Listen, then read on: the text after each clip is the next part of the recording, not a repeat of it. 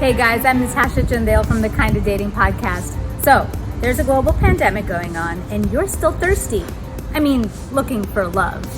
So here are some tips on how to date safely through COVID. Tip number 1, start with a virtual date. 1, there's no pressure. 2, it's less time consuming, less getting ready, less driving, all of that stuff.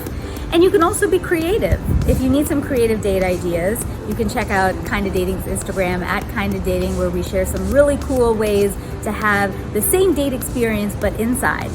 Or you could kick it and be super comfortable and, wear a nice top and your PJs and nobody would know the difference.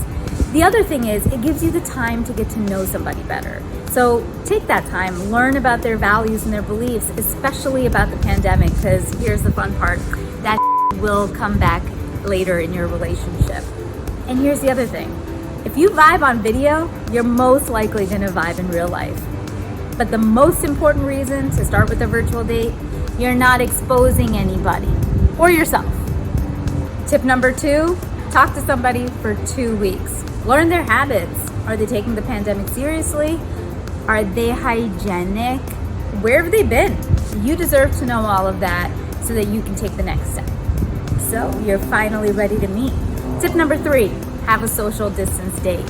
Yeah, you can take a walk, go for a hike, have a picnic outside where there's space and you can keep 6 feet distance. And the number 1 rule, wear a mask, because you're still strangers to each other and you could still be exposing somebody unknowingly. Okay, if you made it this far, God bless you, because it's hard enough without a pandemic. So here's tip number 4, date for real. And like any good relationship, pandemic or otherwise, communicate.